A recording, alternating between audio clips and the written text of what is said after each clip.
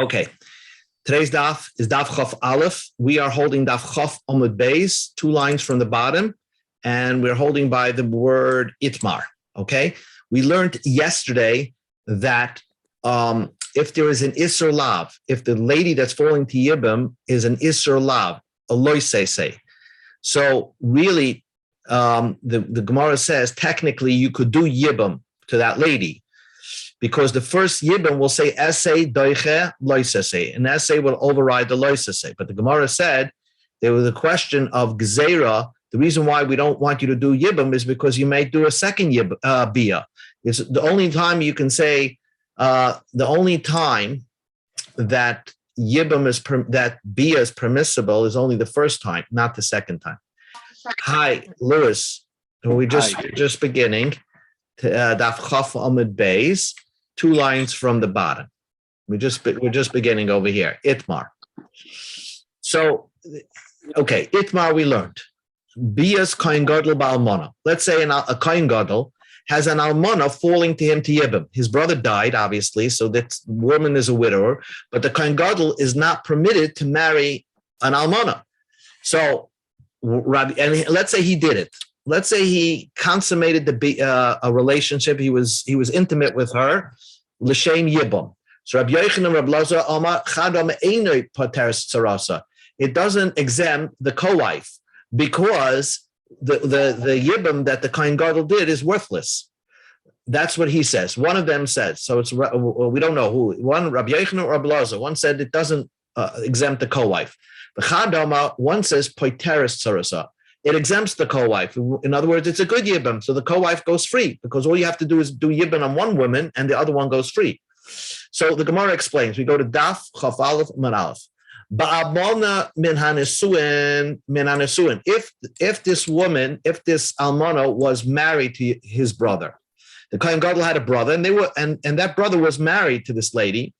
So kuli alma loy pligi. Nobody would disagree. The loy patra, that it doesn't exempt the co-wife. Because you really, the yibam that's done by the kohen gadol is worthless. Why? Dein essay, the compositive commandment of doing yibam does not override loisese the essay. There's a negative commandment and a positive commandment if a kohen gadol has relations with an almana, tries to marry an almana. Why? Because there's an isser of v'hu almana, he should not take an almana grusha ve'esela lo yikach v'chalal lo yikach, and also it says v'hu isha bifsuleha yikach. Another thing, kohen gadol has to take a basula, a virgin, and so she was married already. That certainly cannot work. Ki pligi. When is the argument? Ba'almana min ha'erusin. If this almana was never really married to his brother, and it said they only did kedushim, but they never lived with each other, so she's really a basula. So man the amapoiteres, the one that says it's potter, that exempts because really the yibam is very good. Asi essay v'doicha loisase. The essay, the positive commandment, overrides the negative commandment.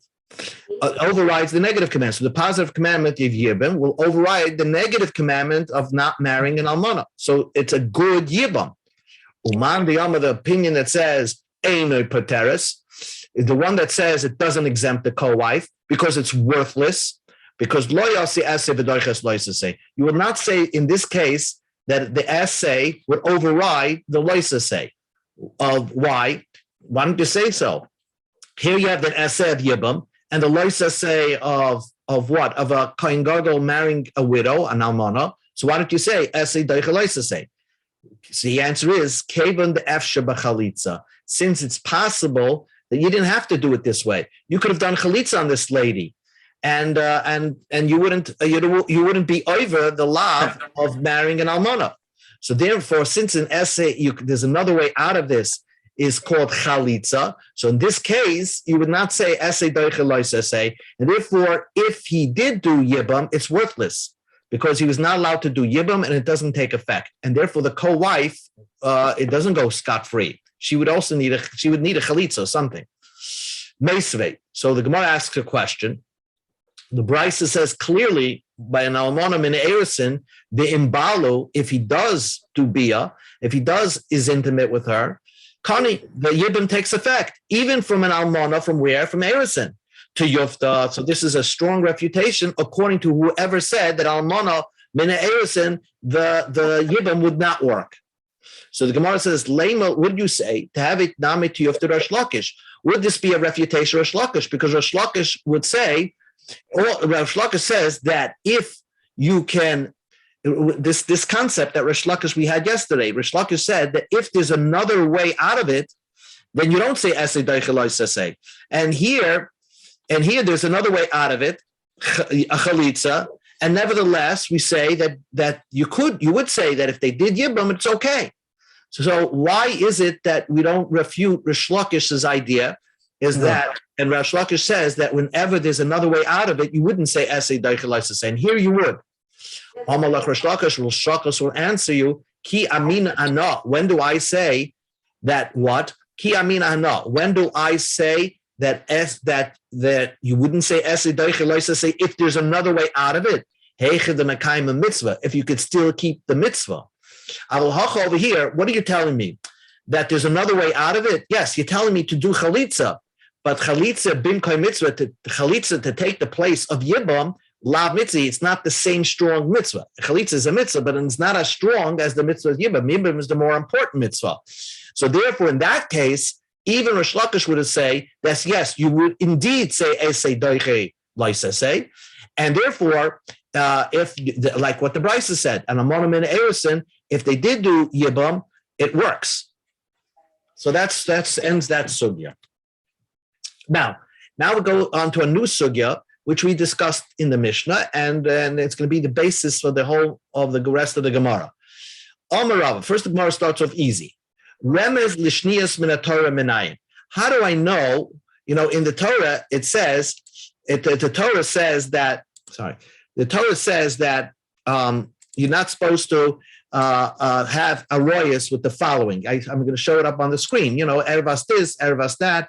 You're not allowed to take your mother. You're not allowed to marry your sister. You're not allowed to marry your granddaughter. Right? That's what the Torah says. Comes along Chachamim, what did they say? They added a number of arayas that were not written in the Torah.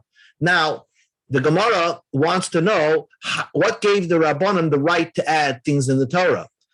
And we don't find that anywhere else that we ask such a question, but we asking it by arayas because because by saying you can't marry such and such midrabanan, you're basically saying that this shidduch is off, and you're causing, let's say, people to not get married.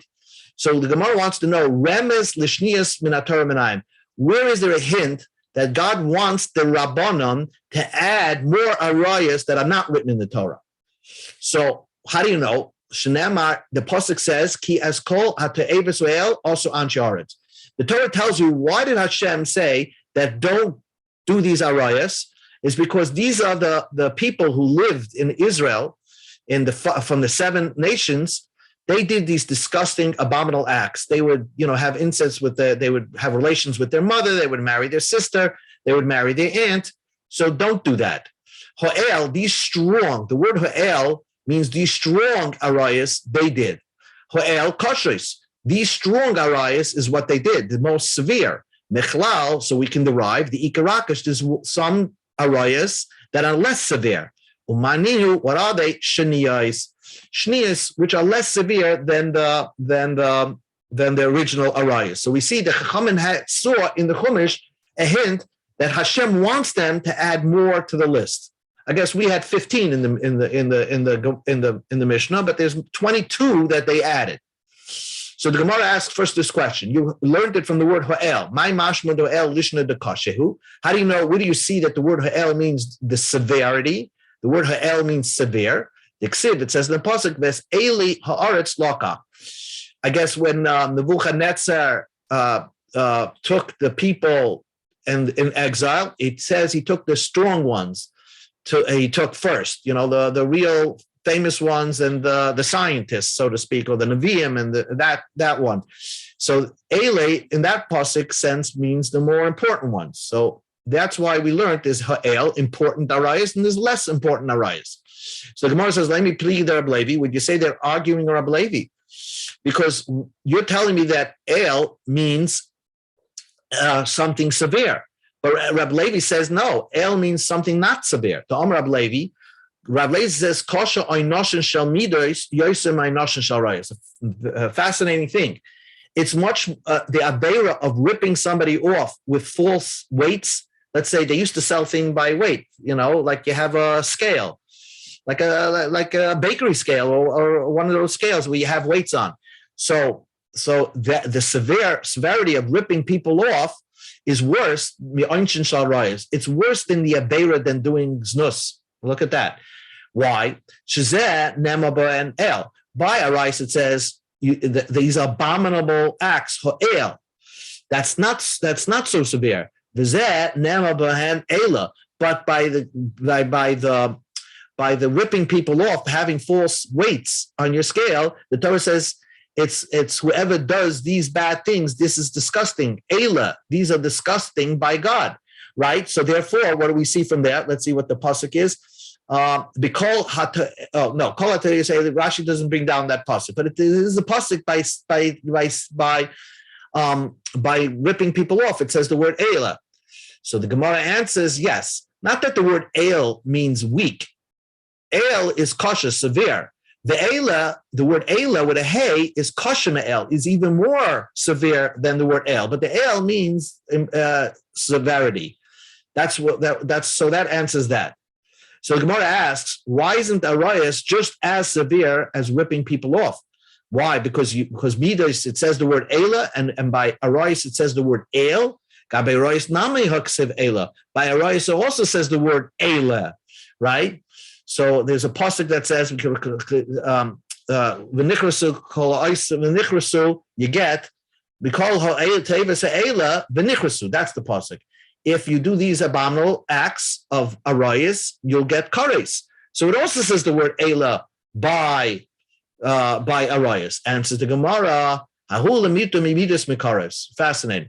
That plus Eila is used not to tell you that arayas is severe, but it's to tell you that only arayas you get kares, die young.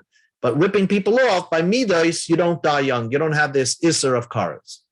So then the Gemara asks back, why is having false weights more severe than the punishment of arayas? What makes it more severe?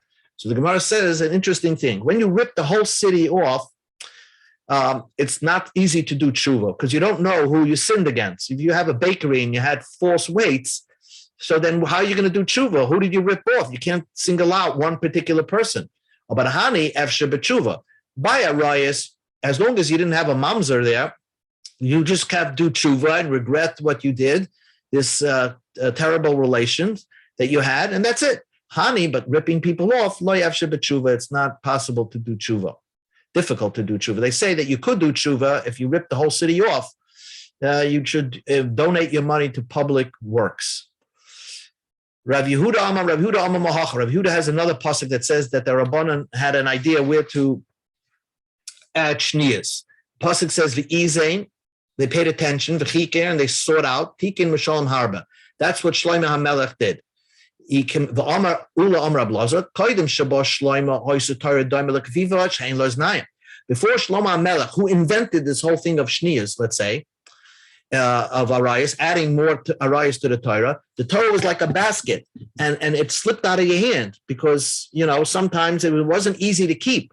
Till Shlomo HaMelech came, he made a handle, so it's easier to keep the Torah. How did he make a handle? By adding more arayas in the Torah. And now you get the idea, the whole point of adding all these arayas that were not written in the Torah, so that you won't come to do the arayas that Hashem didn't want you to do. So these are, extra precautions.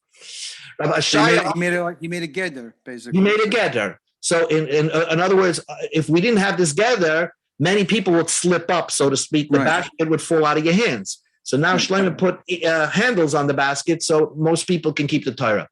You'll see what I'm saying. I'll just give you an example. When the Torah says you can't marry your mother, you can't have arayas with your mother. So technically, your grandmother, you could have arayas with. It's only your mother. So Chachamim said, no, you can't have a rayas with your grandmother, your babi. Why? Because you might come to have a rayas with your mother. So that's an example of a shniya. We're going to learn all about them. Rav Shaya Amar Mahacha. Rav Shaya says from over here, another pasuk. Para'ehu al tavar boy satema olav avar. Turn it away from it and pass it. Para'ehu, the Gemara is darshaning like grow it a little bit. Grow the Torah. Like you grow your hair, grow the Torah.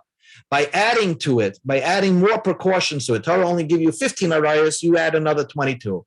Amar Ravashi, Moshel de Rav Shaya Lamar Davidaima. Let's give a parable. La'odam mishama pardes. A person who needs to watch, let's say, a vineyard or a garden. Mishama bebechutz. If he has the watchtower from the outside of the garden, kula mishtamar. He has an aerial view, and then he can watch the whole garden. Mishama bebefnim. If he just walks amongst the aisles of the garden, shalafana mishtamar. He can only watch what's in front of him. Shalacharav eina mishtamar, but he can't watch the whole thing.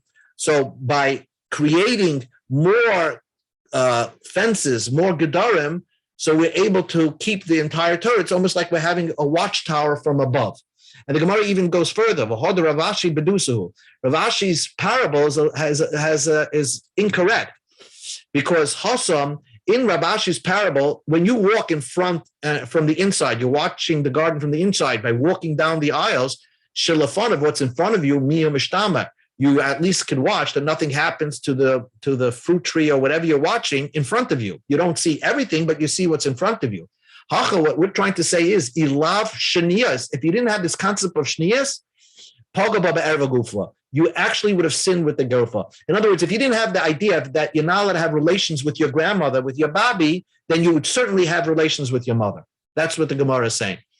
So you'll see all these things. So Rav Khan, that's another brew. So this is again, this is number 3. Rav Kahana I'll see another puzzle. Mishmartim is mishmarti, asu mishmeres lemishmarti. The Torah says at the end of Arayos, guard my prize, guard what I'm holding special. So we're saying asu, that Hashem was saying asu mishmeres lemishmarti. Put up another guard to what I hold prized, what is special to me.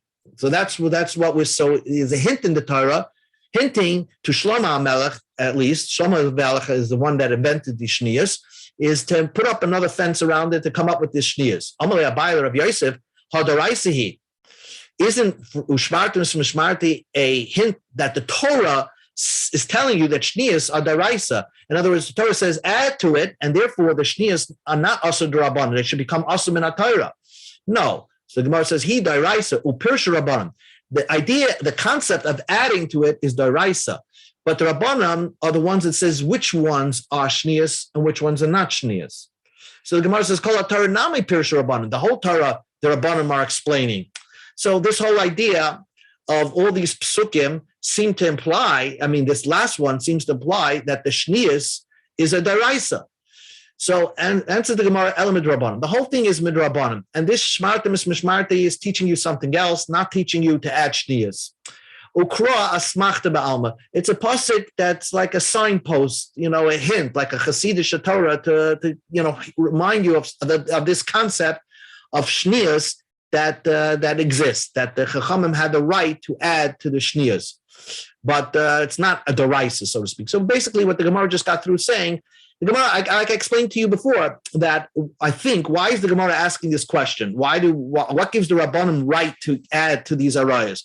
Because when you're telling people that they're not allowed to marry somebody, you're basically cutting off shidduchim, and you're limiting the circle, so to speak. So where did the Chachamim get this right? So the Gemara boils it down to that if we didn't have it, then the arayas itself wouldn't be safeguarded. Okay, now we're up to Tana Rabbanim. So I'm just going to bring up the file over here, the pictures, and it's very straightforward. Basically, what the Gemara is going to list off is what are the shniyas. So let's just say over here, and then we're reading in the Gemara, and it goes 1, 2, 3. So like I said, your babi. You're not allowed to marry your mother, right? You have the case number 1 is Aim Imoy, which is your Reuven is not allowed to marry his mother's mother. Okay, that's in the first case. Because only your mother's the raisa. The Aim Imoy is the Rabbanan. Same thing with your father's mother. You know, obviously, Reuven is not allowed to marry his father's mother. Now, that's a gezerah because of his mother's mother, which is a gezerah because of his mother. You see how it works. So it's almost like a gezerah le gezerah. But that's be that. We'll discuss that in a moment. What's another case? The Ashes Abi Aviv, the wife of Yezaidi. Yezaidi got married again to a lady Miriam. So you're not allowed to have, you're not allowed to marry that second wife of your grandfather. Next, from your father's side, and your grandfather from your mother's side, the same idea. You're not allowed to marry the second wife or a wife of your, which is not your grandmother, of your grandfather from your mother's side. Then we have now. You're not allowed to marry your aunt, but your aunt is only your aunt if your father and his brother have the same father. That's the Torah says. You're not allowed to marry your aunt if your father and his brother have the same father. Here we have a case where Reuven and Shimon have different fathers, but they have the same mother, Leah. That's case number 5. Reuven and Shimon are only related to have the same mother, and Shimon has a wife, Chana. So we say Chanoch, the Reuven's son, cannot marry his aunt from his mother's side. Next. Eishes achi ha'em min ha'av. So that's case number 6. Which is case number 6 is like this. You have Yaakov, and here Yaakov is the father, and he has a daughter and a son. So really, it's not your father's brother; it's your mother's brother. Your mother's brother, but they share a common father. Your mother's brother's wife. So there again, Aaron is not allowed to marry Shifra. This is only the Rabbanah because it's not your father's brother's wife. It's your mother's brother's wife from the father's side. Then we have Kalas Benoy. You know you're not allowed to marry your daughter-in-law, right? But that's for sure. That's in the Torah. But and the Gemara is going to explain this in a second. But what we're talking about over here is your son's daughter-in-law. In other words, your Anikel who married a girl through marriage. So again, Yaakov had Yosef. Yosef had Menashe. Menashe's wife is also to Yaakov. That's Kalas Benoy. Kalas Bitoy is what? Kalas Bitoy is Yaakov, Chana, Menashe. What's Kalas Bitoy? Hold on. Kalas Bitoy would be, hold on. Yeah. Kalas Bitoy would be you have a Yaakov had Chana Menashe. Chana had Menashe, and so this is his grandson from his daughter, and he had a wife, Miriam. Miriam can't marry Yaakov. Okay, so let's read that inside, and we're going to go back to the pictures in a second. Eluheim Tana Rabbanu, we learned to the Brisa. Mahein Shnias, Ein Imoy, Vein Aviv, Veishes Avi Aviv, Veishes Avi Imoy, Veishes Chi Av Min Ein, Veishes Achi Av Min Av, the Kalas Benoy, the Kalas Bitoy. So this is where we're holding so far, which we went through the pictures. Now the Mishnah switches Umitur Adameshes Chamif. Let's read it inside. A person is permitted with the wife of his father-in-law. Listen to this. Yosef, your father-in-law, Yosef had 2 wives, Leah and Esther. Okay? Leah and Yosef with Leah had Zilpah. Okay? Right over here in the picture. So now the Zilpah is the daughter. Moshe married Zilpah. So Leah is his mother-in-law. If Yosef would die, Moshe, the son-in-law, can marry his Shver's wife. Not his mother-in-law, his Shver's wife. His father-in-law's wife. That is permitted. And the Mishnah says you're allowed to marry your stepson's wife. Let's say this person, Adam, we'll call him Adam. He married Adam. They had a son, Binyamin. Okay, no, Binyamin is not really their son. Binyamin is his stepson. Okay, Binyamin, Adam was married and had a son, Binyamin. So when Adam is the second husband, he raised this Binyamin. Binyamin goes ahead. His stepson marries Miriam. Now, and Miriam has Shifra. So fascinating thing. You're permitted. So now when Binyamin dies, Adam is permitted to marry Miriam because it's his stepson's wife. But he's not permitted to marry Shifra, his stepson's daughter. Interesting, because it's really his wife, Ada's granddaughter. And that Torah says, when you marry a woman, You can't marry her daughter, and you can't marry her daughter if she has a daughter or her granddaughter. So therefore, Adam is permitted to marry his stepson's wife, but not his stepson's daughter. Very interesting. And then we say the opposite.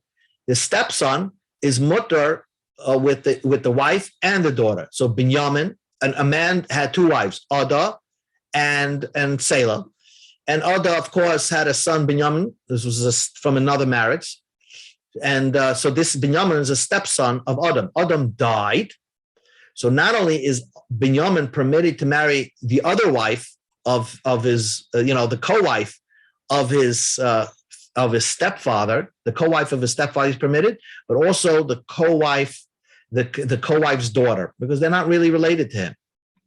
Now, so the same thing over here over here. So let's read it inside. A person is permitted to marry the wife of his father-in-law, and the wife of his stepson. But you're not permitted to marry the daughter of your stepson. The chorgoy, and your stepson is mutter to marry your wife. If your stepson is married, you can marry your other wife, not his mother, of course. Ubitoy, and from your other wife, her daughter, his daughter from that wife. The Eishes chorgoy oimerisloy. Ani mutaris lacha ubiti asur. The wife of the stepson says to him, I am permitted to you, but my daughter is not permitted to you because my daughter is the granddaughter of your wife. So the Gemara asks the question, Bas Chorgoy, the daughter of why is the Bas Chorgoy counted as a shnia? Why are we counting this lady, again, this lady over here, this case, why are we counting this case, Eishes Chorgoy? That means you have a stepson, Yosef, and Shifra. And so Adam is permitted to marry Shifra, but not permitted to marry Nomi. And Nomi is also Drabanan on Adam. But the Gemara says that's Doraisa, because it's his wife's granddaughter. And that's why we counting that as part of the Shnias. That's the Gemara's question. Bas Chargoy, your daughter of your stepson, Doiraisahi, Diksiv es Bas Benov es Bas Pita. So the Gemara said you're not allowed to marry the granddaughter of your wife, or the granddaughter of your wife through her son, or the granddaughter of your wife through her daughter. And says the Gemara, Mishum to Goboila Misnei Seifa, because we want to put it in the end. Eishes Chargoy Ameris Laimini Maturas Lecha. The wife says to you, I'm permitted to you, ubiti asura lecha. Afagav the biti asura lecha midaraisa, but the diloi goes rabbanon tanunam bas charga. So the reason why it says the daughter is because you want to come up with this comment over here that the wife Shifra says to Adam, you know what? If Yosef would die, your stepson dies, I'm permitted to marry you, but you're never permitted to marry my daughter. So we want to get that phrase out there. Therefore, we clue that in. So the Gemara says, if you want to get that phrase out there, there's another case where you can get that phrase where you can marry. That one person will say you can marry me, but you can't marry my daughter. What's the case? You can marry me and not marry my daughter. Another case, the wife of your father-in-law. For example, Moshe had a wife Pua, and they had a daughter Esther. Now, Adam married Esther, so that's Moshe's his father-in-law. But Moshe had another wife, Shifra. So now, and Shifra had with Shifra, Moshe had a daughter, Miriam. So here's a beautiful case where Adam is permitted to marry his father. If Moshe would die, right, Adam would be permitted to marry Shifra, but would not be permitted to marry Miriam because that's a sister of his wife because they share common fathers. So here's a case. You're permitted to marry the wife, the lady, but you're not permitted to marry her daughter. So why is this case unique of a stepson, where you're permitted to marry the wife and not the daughter? By your wife of your father-in-law is the same case. You're permitted to marry the wife, but you're not permitted to marry the daughter. You know what the Gemara is going to answer? The Gemara is going to answer, this is not forever prohibited. Because if your wife dies, if Esther dies, you are permitted to marry Miriam. It's not forever. The only reason why you can't marry her is because your wife, who is her sister, is alive. But if she dies, you're permitted to marry Miriam. In this case, you can never marry Naomi because it's your wife's granddaughter, and that's always prohibited. That's what the Gemara says. So the Gemara says, Why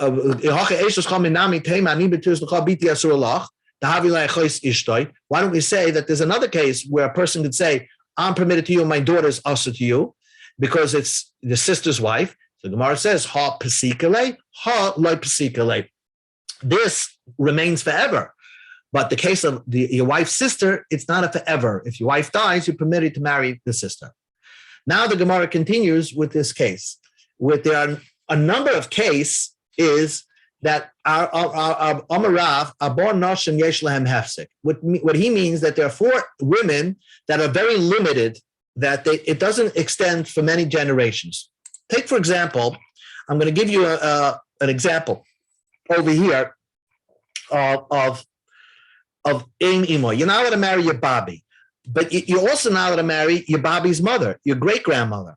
You understand? So that extends, even your great-great-grandmother you can't marry. There's no end to it. But here, there are 4 cases that do have an end. They're very limited. So Rav, I'm going to just say, let's just see it in the pictures, and that's it. One of the cases is that you're limited, but it doesn't extend to the next generation. That's what we're saying.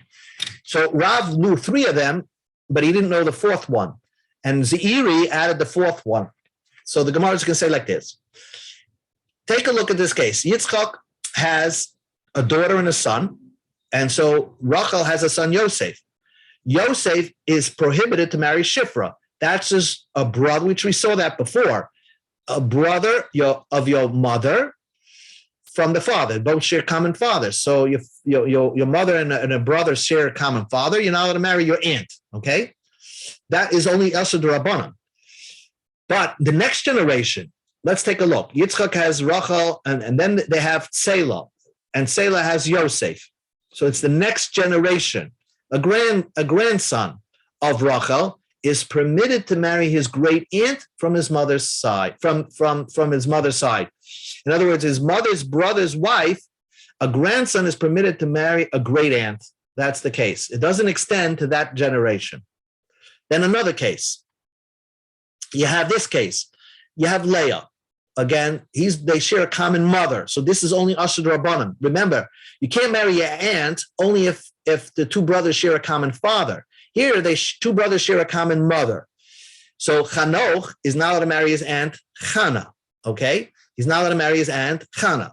But the next generation, the great nephew, say Reuven had Chanoch and Chanoch had David, right? So David is permitted to marry his great aunt, because the real aunt is only Issa. The real aunt was only Issa D'Rabbanan. So this would be a Gzeira L'Gzeira, and therefore it doesn't extend.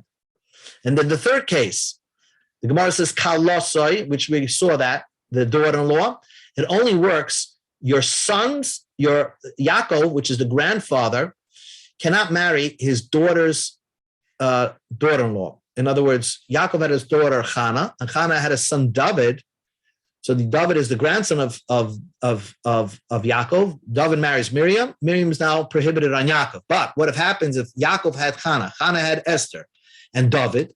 So now David's great-grandfather, Yaakov, is permitted to marry his daughter-in-law. If David would die, so then Yaakov would be permitted to marry his, grandson's wife. And Zeiri added this case of what? Zeiri is going to add this case.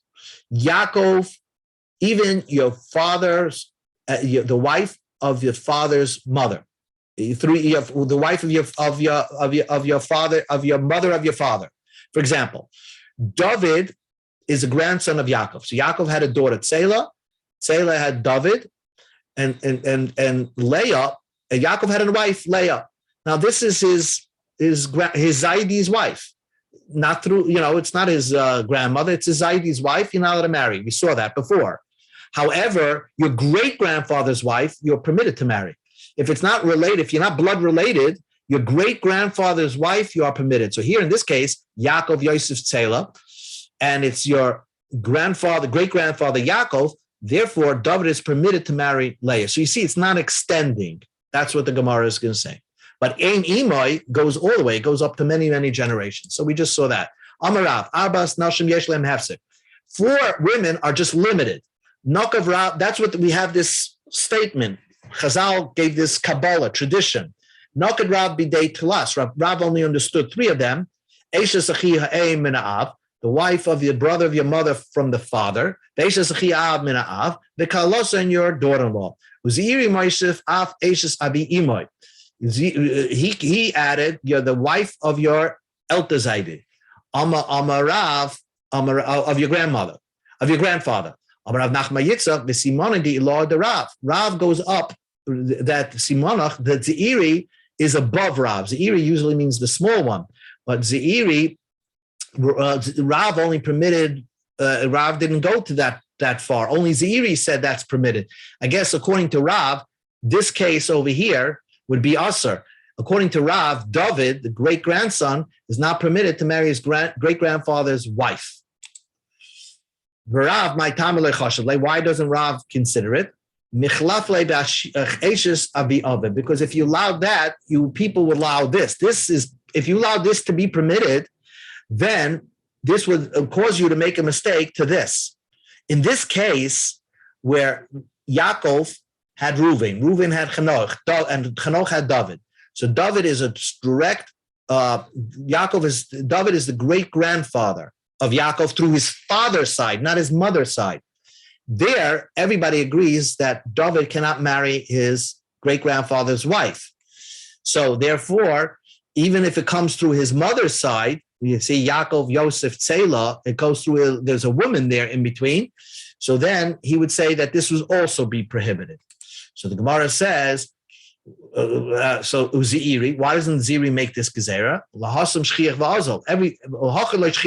Gemara says that go to your father's side. Everybody knows your father's side is more usher than your mother's side, and therefore you'll never make that mistake that if you permit something from your mother's side, that you'll automatically permit something from your father's side. Then we go. The Gemara continues. Kalosai, your daughter-in-law. You just told me that one of these cases of Arba Noshim She'esh Lehesek is your daughter-in-law, but that the Torah says you're not allowed to marry your daughter-in-law. So the Gemara says, Ema Kalas Benoy, the daughter of your son. So the Gemara says, V'Kalas Benoy Yesh Lehesek, the daughter of your son has an interruption. But Tanya, we learned in the Brisa, the daughter of your son extends to even the next generation. Kalasei Erva. You're not allowed to marry your daughter-in-law. Kalas Benoy, the daughter-in-law of your son. If your son has a daughter-in-law, Shnia. If that son has another daughter-in-law, you're still asar. It continues on. How are you telling me that there's an interruption? Ella ema kalas bitoy, the daughter-in-law of your daughter. So let's take a look here. The daughter-in-law of your daughter, Kalas Bitoy, right over here. Kalas Bitoy. Oh, we had this before. I'm sorry. Here. I'm sorry. Kalas Bitoy. So here, Kalas Bitoy is your. Yaakov has a daughter, Chana. Chana has a son-in-law, has a son, Menashe. Menashe has a wife, Miriam. That's Asr. But if Menashe would have a son and they would have a daughter, so then that son would have a wife, that would be permitted because it stops at that generation. Kalas Bitoy is not. Kalas Benoy is fine. Kalas Bitoy has a limit. That's what the Gemara says. Ella Amos Kalas the Amar Rav Chizda said, if asked Amar Homilsim Megav Rabbi Shmielei. Umani Rabami. Loi Osru Ela Kalab and Mekala. Kalas Bitoy is only also because of Kalas Benoy. So it's a Gzeira Legzeira. The Omer Li Kaldoi. And Rav Chizda said like this. I went to a stargazer. Very interesting. He went to a stargazer and a psychic. V'Omer Li, and he told me, Milfanas Habes. He says you're going to come out to be a very intelligent man. You're going to grow up to be very, very intelligent. Amina, I said, Igaba Rabba Havina. If I'm going to turn out to be very intelligent, Asber Medaiti, I'll be able to come up to the solution between the difference between Kalas and Kalas Benoy and Kalas Bitoy. Imakri Dardeke Havina, but if I'm going to be a teacher of children, and I'm not going to be such a Talmud Chacham, I'm going to ask the rabbis who come to the basic Knesset how to explain this of kalasai. But hashta savarta medate. Now I can explain it. The whole reason why kalas bita is usher, really, this shouldn't be usher. Yaakov has a daughter Chana. Chana has Menashe. Is Menashe to Miriam to Yaakov is only usher because of kalas benoi, the daughter-in-law of your son. And that is because of your own daughter-in-law, so we usher the daughter of your son. So it's a gzera legzera. So therefore, kalas bita will only extend one generation, not next generation. But kalas benoi will continue to extend generations further because that's more usher. Omale abaya l'rabba asberla kagoin kalosa debe batzitzai. Rapapa oma kalosa debe rapapa ba'aba. Rab Asher oma kagoin kalosa debe mori ba'isik. And this will stop. In other words, that the only time your grandson's wife is usher to you is only if you had a kalas benoi and a kalas bitoy in one family. If you have a kalas binoy and kalas bitoy in one family, then you can you answer the kalas bitoy or to the kalas binoy. But if a person doesn't have a son and a daughter, if he only has a daughter, then that kalas daughter would not be usher. So that's what the Gemara is leaving over here, and we're going to stop right over here by the ibayalahu. Again, right over here, middle of the page, ibayalahu over here. But we did the best to explain all these shnias. Yeah.